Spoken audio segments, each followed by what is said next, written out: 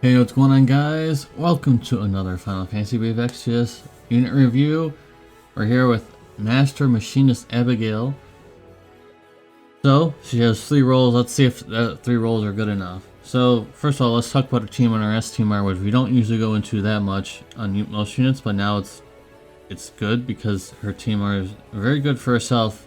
I would say best in slot for her, of course, because of that bottom ability there that gives you every turn. I made sure to check every single turn.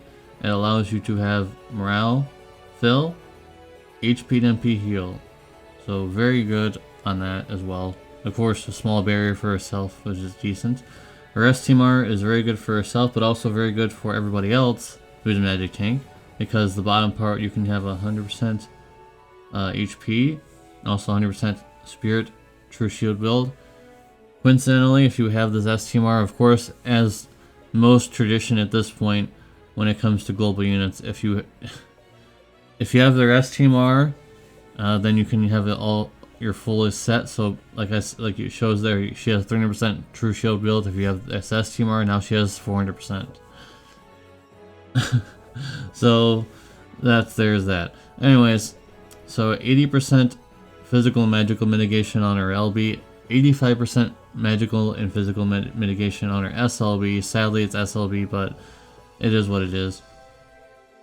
Bar Fire Gut, and she also has another ability that gives 200% fire resistance.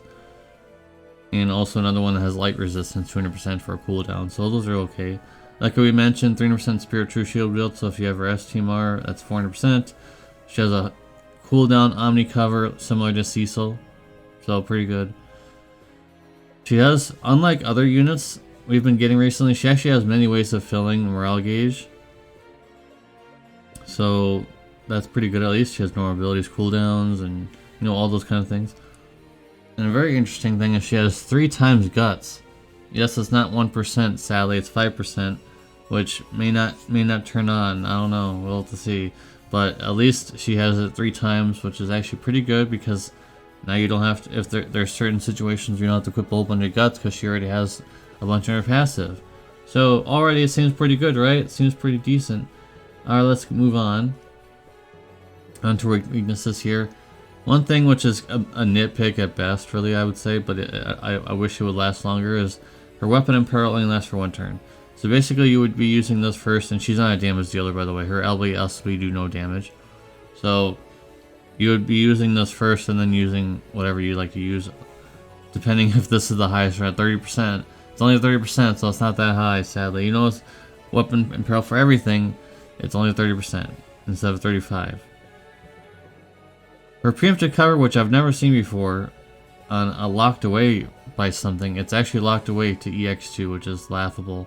You want to look at pretty much every magic tank that's come out recently, or just a tank in general, and they have preemptive cover.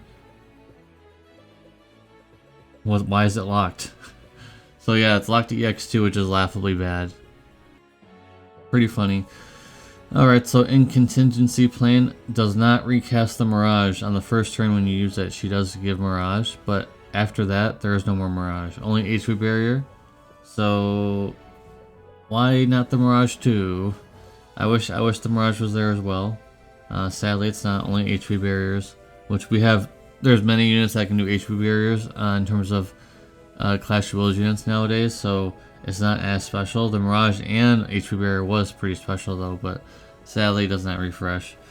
And her breaks are only 87%, so really you'd only be using this if you can't afford to fit a breaker in your team, or it's used like as a last resort. Like I don't know what you'd only use this like if your breaker's, I don't know why you would say your breaker's busy, but like something happens maybe, or you need to use these, I guess, but it's not really that amazing. 87% on a global unit. You normally you'd expect a little higher, but it is what it is. Alright, so with that all being said, yeah, she has some other things she can do, but they're not really that significant to mention. So I'm gonna giving her a 7.5 out of 10. I think she's good. Is she better than Chow? I think it depends on who you ask at this point, because Chow is a little older, and yet he has Omni cover on his LB, doesn't have to wait for an SLB for his LB for his Omni cover. She only has Omni cover on a cooldown, and that's it. So I think Xiao is better in some ways. She's good in some ways. Her team R is very helpful. So I think she earns a 7.5.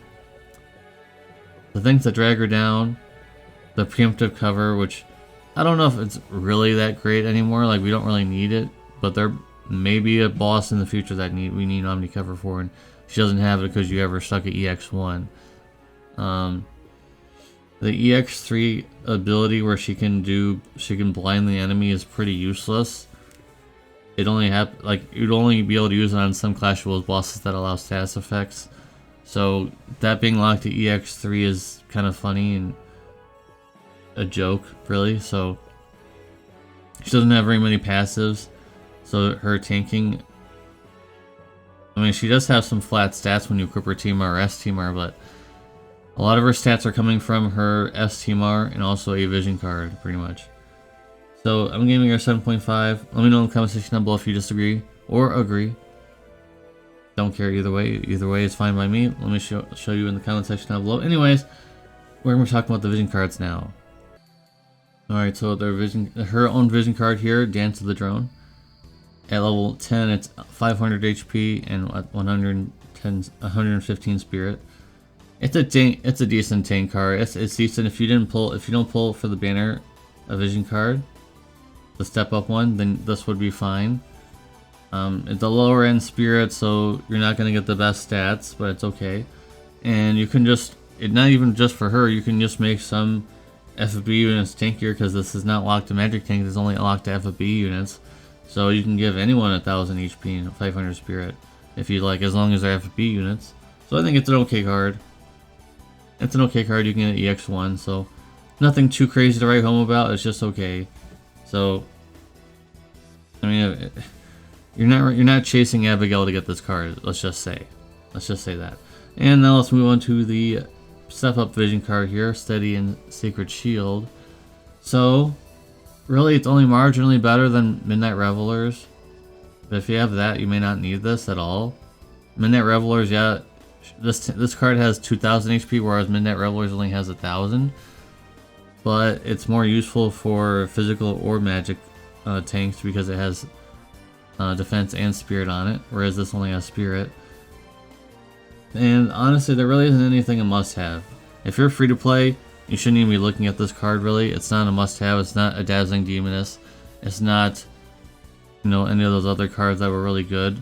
This is just a nice tank card that makes tanking easier for, you know, dolphins, whales, you know, people that are on their up when they're buying Lapis, they'll get this card. But for everybody else who's free to play, I don't think this is a must-have. This is not a Dazzling Demoness tier card, in my opinion. But let me know in the comment section down below if you disagree. If you'd like to disagree with that, it's okay. Let me know in the comment section down below if you think this card's better than what I'm giving it. But I just feel like it's just not a card you need. So, thank you guys very much for watching. Appreciate you. I want to see all your comments down below. I love seeing all your comments. I read them.